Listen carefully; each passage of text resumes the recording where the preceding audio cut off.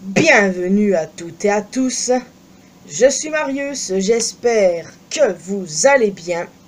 Alors, je vais vous parler de NXT Vengeance Day et j'ai énormément de choses à dire sur ce show incroyable. Franchement, NXT, comme je le dis à chaque fois, déçoit rarement, très rarement, et j'ai vraiment kiffé tout du début jusqu'à la fin. Il y a aussi eu un show AEW, Grand Slam, et du coup, j'ai très peu regardé ce qui s'est passé en fait, pour être honnête, parce que vu qu'ils étaient en Australie, le show a été enregistré puis diffusé plus tard dans la soirée pour le coup, et le spoiler en question que j'avais vu ne m'a vraiment pas plu du tout. Toni Storm a récupéré son titre Women's, ok, j'aurais rien dit si elle n'avait pas gagné sur un roll-up. Parce que oui, le match était sympa à regarder, mais on retient quoi du règne de Maria May au final? Rien du tout. En tout cas, je regarderai à nouveau ce show. Très clairement, je regarderai l'Ospreay Omega contre la Don Callis Family. Ça, c'est clair et net que je vais le regarder à 1000%. Avec les talents impliqués, évidemment, quoi. Je regarderai le reste aussi, mais le match, Tony, Maria... Enfin bref. Voilà. Bon, maintenant, nous allons parler de Vengeance Day. Il y a énormément de choses à dire, à retenir. Et franchement, ça annonce du lourd pour la suite. Alors déjà, la carte était incroyable, j'étais déjà hypé de zinzin et le show a bien entendu servi mes attentes, même au-delà de mes attentes pour le coup. Il n'y a aucun match à mettre en dessous de 5 au moins. En fait, tous les matchs étaient bons, très bons, mis à part le strap match entre Trick Williams et Eddie Thorpe qui était loin d'être exceptionnel pour le coup. Mais bon. Mon match préféré, je le dis clairement, c'est les matchs pour les titres par équipe. Fraxium contre Josh Briggs et Yoshiki Inamura. Inamura, c'est un gars de la Noah. Et franchement, j'ai adoré le voir mis en avant comme ça. Alors oui, le match n'a duré que 10 minutes. Mais c'était 10 minutes incroyables. Genre, j'ai surkiffé ce match, je voulais en voir plus. Inamura à la Noah, il n'est pas respecté, vous voyez, il fait que perdre. Étant donné que je regarde la Noah, donc je sais de quoi je parle. Et le truc, c'est que là, la WWE l'a bien mis en avant et franchement, j'ai surkiffé. Josh Briggs, franchement, un talent de fou, il est grave sous-estimé. D'ailleurs, rappelez-vous du triple menace avec Obafemi et Dijak. Franchement, ce match était incroyable. Et ben, celui-ci, il était tout autant. Franchement, j'ai adoré. Alors évidemment, Fraxium a conservé, ben, fallait pas s'attendre à autre chose pour le coup, mais ouais. J'avoue que j'aurais aimé en voir plus. Stephanie Vaquer a triomphé de Fallon Henley. Elle a gagné le titre North American. Bon, ça c'était logique. Et le match était vraiment très cool. J'ai trouvé que Fallon était une excellente championne. Et le fait qu'elle ait drop la ceinture à Stephanie ne me dérange absolument pas pour être honnête. C'était même sûr qu'elle allait gagner. Et le titre lui va vraiment, vraiment bien. Stephanie étant la première championne de son origine à la WWE. Et ça fait vraiment plaisir. Alors, quelle suite pour Fallon maintenant? Est-ce qu'elle va rester encore un peu à NXT ou va être call-up? Eh bien, les call-up, moi, ça me fait peur maintenant. Vous savez pourquoi? Les récents renvois ne font que davantage me prouver que les stars qui sont appelées sans plan ne devraient pas être appelées sans plan. Voilà. Oui, ça m'a foutu à cran. Mais bon, bref. Appelez les talents pour lesquels vous avez des plans, c'est tout ce que je demande. Par exemple, Fallon, oui, je l'imagine facilement au main roster. Mais s'il l'appelle sans plan, ben ça va faire comme une Kiana James. Et Kiana a eu de la chance de ne pas se retrouver dans la liste des licenciements étant donné qu'elle est blessée. D'ailleurs, si call up Fallon, pourquoi pas reformer l'équipe Kiana Fallon? Alors oui, ce sont deux stars qui peuvent très bien réussir en solo, mais au main roster, je ne sais pas. Alors pourquoi pas reformer l'équipe parce qu'elles ont été en équipe, elles ont été championnes par équipe et je vais pas vous mentir, j'avais bien aimé cette équipe alors. Pourquoi pas au final? Je sais pas si c'est une bonne idée mais moi en tout cas je n'y suis pas opposé. Alors oui je vous ai parlé du strap match et honnêtement c'était une agréable surprise de voir Eddie Thorpe battre Trick. Honnêtement pour moi Trick allait gagner, pour moi c'était sûr à 100%. Mais en fait c'était une agréable surprise de voir Eddie le battre. Et franchement, j'adore ce qu'ils font avec lui. J'adore le nouveau personnage d'Eddie. Et pour ceux qui l'ont connu avant la WWE, vous savez exactement de quoi je parle. À l'époque, quand il était Karl Fredericks, les gars, c'était quelque chose. J'ai toujours bien aimé ce gars et quand il arrive à la WWE, je l'ai vraiment surkiffé. Il y a énormément de critiques négatives sur ce gars, alors qu'il est très bon in ring, par rapport à ses origines. Bah ça gêne les gens. Sauf qu'il faut savoir que parmi les fans de la WWE, il y a des gens qui s'identifient à lui. C'est ça que certains comprennent pas. Certains fans s'identifient à tel ou tel catcheur, c'est comme ça. Donc arrêtons de juger s'il vous plaît. Mais en tout cas voilà, même si c'était le moins bon match du show, je le note même 5 sur 10, on va être gentil. Eh bien ouais, c'était vraiment très plaisant de voir Eddie gagner. Ensuite, il y a eu le match Ethan Page contre Devon Evans, la revanche de Devon. Eh ben, j'étais 100% sûr dans ma tête que Devon allait battre Olego. Pour moi, c'était clairement ça dans ma tête. Sauf que ça ne s'est pas du tout passé. En fait, Page l'a remporté. Genre, il a fait encore plus de mal à Devon. J'étais en mode, mais attends, pour moi, il allait perdre et directement être call-up dans le main roster.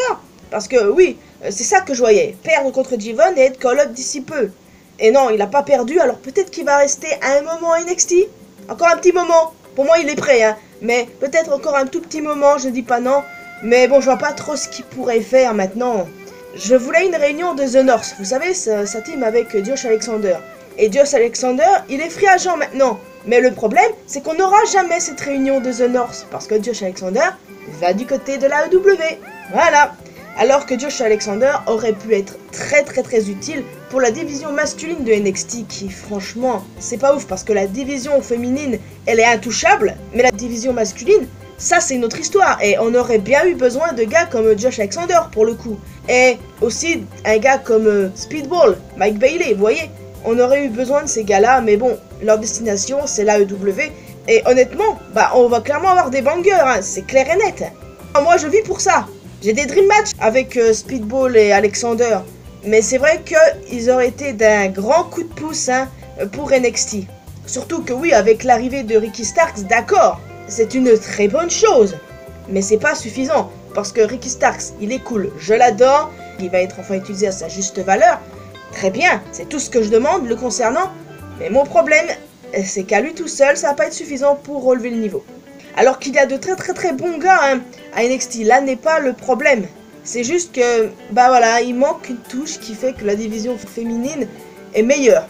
La division féminine à NXT est clairement meilleure. Elle tabasse la masculine mais d'une force. Enfin bon voilà. En tout cas il va y avoir une signature de contrat pour Ricky Starks cette semaine. Et j'ai hâte de voir ça. Parce que le gars il n'est même pas nommé. Genre à ce stade on connaît pas son nom. Mais ça me paraissait logique qu'il restera Ricky Starks. Pour moi, ça ne va pas changer. Donc voilà, jolie victoire de Olego sur Devon. Devon qui est toujours exceptionnel. Et honnêtement, j'ai hâte de voir ce qu'il va faire ensuite. Et pareil pour Olego du coup. Autre match absolument incroyable, triple menace pour le titre NXT. Obafemi a, comme prévu, démonté Austin Theory avec Grayson Waller.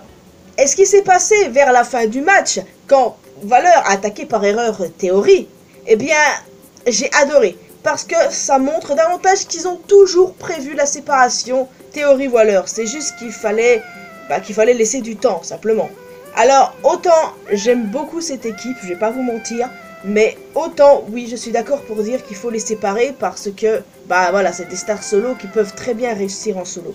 Et là, j'ai envie de dire un truc. Je ne veux plus jamais entendre qui que ce soit dire qu'Austin Theory et aussi Grayson Waller sont des nullards. Vous pouvez pas savoir le nombre de conneries que j'ai lues au fil du temps. Eh bien ça, c'était l'une des plus grosses conneries que j'avais lues. Genre, ça prend Theory et Waller pour des merdes en fait, littéralement. Alors, si certains tiennent ce discours encore après ce match, bah là, il y a un gros problème. Les trois hommes se sont donnés à fond, et Theory tout particulièrement, mais Waller était également exceptionnel. Et je ne veux plus entendre qui que ce soit dire de la merde sur l'un d'eux. Theory est fait pour être un babyface, et j'espère que c'est ce qui va se passer. Et j'espère que Waller aura aussi un bel avenir de son côté, et qu'il ne sera pas relayé au second plan quand Thunder Under sera séparé. Je ne veux plus entendre quoi que ce soit de négatif sur eux, c'est clair ? En tout cas, voilà, le match était vraiment très bon. Comme je vous l'ai dit, tous les matchs étaient bons, hormis le strap match qui était clairement pas ouf, mais bon, pas mauvais non plus. Donc voilà. Oui, je sais ce qui s'est passé après ce match. et après le match pour les titres tag, mais j'y reviendrai en fin de vidéo. Et enfin, du coup, le dernier match, le main event, le Fatal 4-Way pour le titre féminin NXT. Giulia contre Bayley, contre Cora Jade, contre Roxanne Perez. Évidemment, comme prévu, Giulia a conservé et ce fut un excellent match. Toutes ces dames se sont données à fond, même Cora Jade qui fait partie des femmes les plus sous-estimées de NXT et qui est critiquée pour énormément de choses, s'est surpassée. Et ça m'a fait plaisir de voir ça parce que je me suis dit, bah les gens ils ferment enfin leur gueule. Mais après bon, t'as ceux qui disent, oui bon, heureusement qu'il y avait les 3 autres, hein. Ok, déjà on ferme sa gueule, là n'est pas le sujet. Mais bon, le match était vraiment très cool et j'ai hâte de voir ce qui va se passer pour chacune d'elles ensuite. Alors oui, Roxanne Perez appartient maintenant au roster de Raw. Elle est même dans le match qualification pour l'Elimination Chamber ce soir contre Raquel Rodriguez. Et j'espère qu'elle va gagner. Cora Jade, je ne sais pas ce qu'elle fera trop de son côté pour être honnête avec vous. Elle restera à NXT encore un petit moment je pense.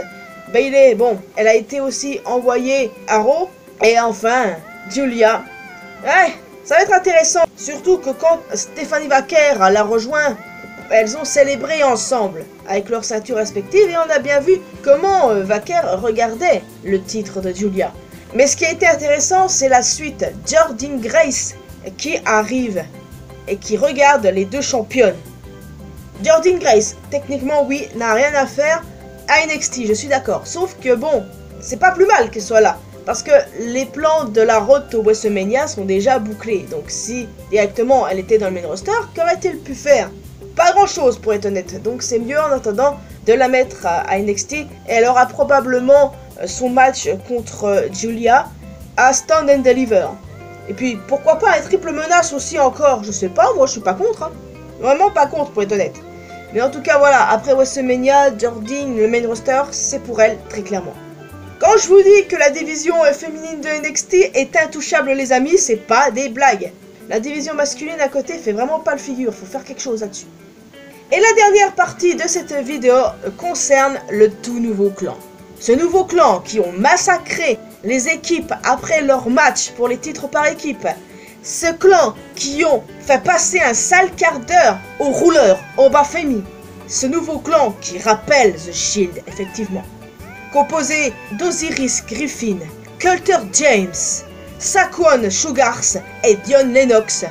Ce clan n'a actuellement aucun nom, mais les gens s'amusent à l'appeler Shield 2.0. Et je ne suis pas contre les appeler comme ça, parce que The Shield, c'est The Shield. Par contre, j'aime moyen ceux qui les appellent Retribution 2.0, surtout quand on connaît Retribution, quand on connaît bien, quand on sait ce qui s'est passé avec eux. Ça, j'accepte pas. Parce que bon, selon certains, ce clan de random, je cite, hein, sera finito dans 4 mois. Alors les gars, là on parle de NXT, Shawn Michaels et au booking. Alors j'ai clairement beaucoup plus confiance en Shawn Michaels que je n'en avais envers Vince McMahon par exemple. Et j'avoue que j'ai pas tellement foi en Hunter concernant certaines choses ces temps-ci. Donc j'ai totalement foi en HBK là-dessus. Alors effectivement pour ceux qui ne les connaissent pas c'est un peu compliqué. Dion on l'a vu de temps à autre à NXT. Saquon Sugars et Coulter James on les a souvent vus à Level Up également. Et pour ce qui est d'Osiris Griffin, eh ben, il est nouveau. Mais en vrai ce clan me hype de zinzin, ça m'intrigue de ouf. Parce que oui à première vue, aucun d'eux ne semble crédible pour être un leader. Et si justement c'était un clan qui n'avait pas de leader. Je pense que c'est ça au final. Ou alors ils ont un leader caché au choix. Mais toujours est-il que ça me plaît beaucoup. Et beaucoup le comparent à The Shield. Parce que oui, il y a des similitudes. Je ne vais pas le nier. Si je viens à nier, il y a un gros problème. Non, il y a clairement une similitude avec The Shield. C'est 100% réel. Mais le truc les amis, c'est que en tant que fan hardcore du Shield, eh ben je peux vous dire que c'est un compliment de les comparer au Shield. Clairement. J'ai hâte de voir où tout ça va nous mener. Mais bon, quand même. J'espère qu'ils vont pas tout le temps faire des comparaisons avec The Shield les gens. Hein. J'espère parce que c'est un clan à part entière, d'accord? En clan impactant, on a eu eux et on a aussi eu la Nexus, très clairement. Et j'espère que ces gars-là, ils vont massacrer tout le monde chaque fois qu'ils vont être là. Tout le monde sans exception, d'accord? Non, franchement, j'ai hâte de voir la suite. Hein. Donc, voilà, c'est ça. Qui est ça, les amis? Donc, en clair, j'ai adoré ce show. Ce fut vraiment un excellent PLE. Tous les matchs étaient très bons. à l'exclusion bien sûr du strap match, je le précise. Mais voilà, c'était vraiment un très bon chose, quoi. Il y a Stéphanie Vaquer qui devient championne, le nouveau clan qui débute, Olego qui de manière surprenante bat Jivon, pareil pour Eddie qui bat Trick. Enfin voilà, il y a eu d'agréables surprises. Et puis n'oublions pas évidemment l'arrivée de Jordynne Grace. Ah, ça c'était trop bien, oui. En tout cas, bon les amis, je pensais que j'allais faire une review un peu plus salée en parlant du clan, mais c'est pas ce que j'ai fait au final, parce que bon, j'ai cogité à force, je me suis dit, ça sert à rien de t'exciter Marius, non, ça ne sert absolument à rien. Vous allez voir si le clan va être finito dans 4 mois, on va en reparler dans 4 mois, moi je vous dis qu'il va briller pendant au moins une année, ok? Parce que bon, hein, à chaque fois que je suis hype par un truc, il y en a toujours un ou deux qui viennent casser mon délire. À chaque fois c'est pareil, mais bon, quand on passe son temps sur Twitter, c'est un risque. Donc voilà les amis, je vous laisse officiellement ici, j'espère que vous avez apprécié cette vidéo. Alors n'hésitez pas à laisser un commentaire avec vos retours sur ce show. N'hésitez pas à me dire quel a été votre match préféré, enfin vos matchs préférés, celui que vous avez moins aimé, même si j'ai une idée de ce que vous allez répondre. Du moment que vous avez préféré, qu'est-ce que vous pensez de ce nouveau clan? Vous pouvez aussi me dire un mot sur Grand Slam si vous voulez, mais en tout cas j'en ai pas parlé exprès justement, hein. Et puis voilà, c'est ça qui est ça. Donc en plus d'un commentaire, n'hésitez pas à laisser un petit pouce bleu, ça fait toujours plaisir. Vous pouvez me retrouver sur mes réseaux sociaux, les liens sont bien évidemment dans la description. Et le plus important, abonnez-vous à cette chaîne ainsi qu'à ma chaîne principale pour qu'on puisse se retrouver dans une prochaine vidéo. Et n'oubliez pas de laisser vos questions pour la FAQ dans la vidéo en question. Je mets le lien, comme ça vous n'êtes pas perdu. Allez, bye bye!